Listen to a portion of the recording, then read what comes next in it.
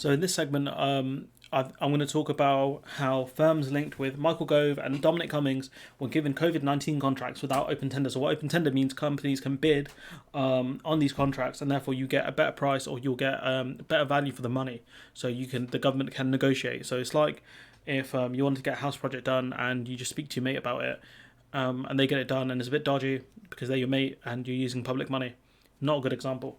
Yeah, let's carry on. So the Cabinet Office has awarded an 840,000 contract to research public opinion about government policies to a company owned by two long-term associates of Michael Gove and Dominic Cummings without putting the work out for tender. And there's another video I'm going to do about this with a company that was given contracts with testing for coronavirus, and they did a very bad job, and they were directly linked to the Conservative government. So let's have a look at this. So Public First, a small policy and research company in London, is run by James Frayne, hopefully I'm pronouncing that right, whose work alongside Cummings, the Prime Minister's senior advisor, dates back to the Eurosceptic campaign 20 years ago, and Rachel Wolfe, a former advisor to Gove, who co-wrote the Conservative Party's 2019 election manifesto. The government justified the absence of competitive tendering process, which would have enabled other companies to bid under emergency regulation. So how is this an emergency? Because all they're doing is asking for what people's opinions are. So, what was the cabinet? What was the contract? The Cabinet Office awarded a research public opinion about the government's policies. So what's the emergency here? Because all you're doing is asking people what their opinions are about the government's response. They're an emergency. It's a joke. This is they're giving out your taxpayer, your money, the money that you've worked hard to earn, that's been given to the government to serve the public's interest. To do things like fix the local area, fix the country up.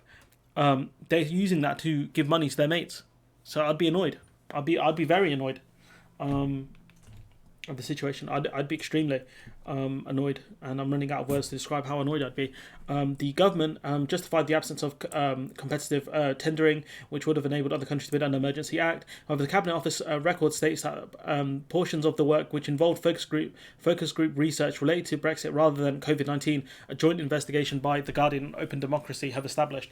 Open Democracy do very good work. So this was about Brexit. So what they're doing is they're giving money to their mates to ask people what their opinions are on Brexit, rather than COVID-19. A cabinet spokesman said this was because of bookkeeping methods that insisted that, contrary to government records, all the focus group research done by Public First was related to the pandemic. So they're saying that, it's an accountancy mistake. You're in government, you're not meant to make accountancy mistakes. And aren't you the one to say Labour's irresponsible when it comes to money? And yet here you are giving money to your mates. Government work is legally required to be put out for competitive tender to ensure that the best qualified company is appointed, unless there were exceptional circumstances such as an unforeseen emergency like a pandemic, I guess. When a contract was finally produced on the 5th of June, it was made retrospective to cover the work done since the 3rd of March. The Cabinet Office... So that doesn't make sense, because if you're giving out the contract about what people's responses are to COVID in March, no one thought it was a big deal. So this doesn't make sense. So you can tell they're lying again. The Cabinet Office paid Public First £253,000 for the two projects listed as Brexit related, and two more pieces of work done before the contract was first put in place.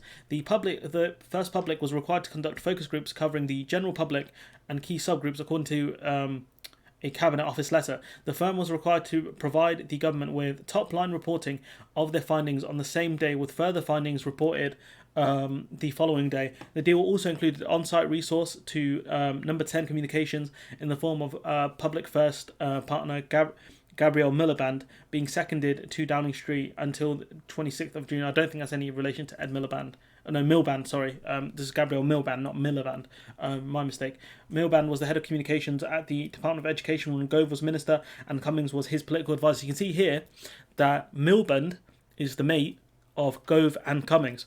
According to further details published by the government under its transparency requirements, Public First was paid £58,000 on March 1st for its focus group work, classed by the Cabinet Office as being for government communications EU exit program. Then a further £75,000 for work classed as insight and evaluation. They're paying a lot of money for this, a lot of money for these. For an external company to do insight and evaluation, and what were their insights and their evaluations, or how come we don't know what they were? On the 2nd of April, 10 days into lockdown, with the increasing numbers of people dying from COVID, the Cabinet Office The Cabinet Office paid Public First £42,000 for work listed again as EU exit comms. The first payment was listed as being coronavirus related on the 27th of May, which was £78,187 and 7 pence. A total of £253,187 and 7 pence was paid to Public First before the contract entered into on the 5th of June. So here you can see that this is more evidence that this government is paying their friend to do work, and instead of putting this contract for open tender where you could have got either a better company to do the work, better work done, or a cheaper price, the government didn't do that. Why? Because this is their mate. Milband is their friend who worked for them as their comms guy, as their comms person, whilst Gove was in charge of education and Cummings was the advisor.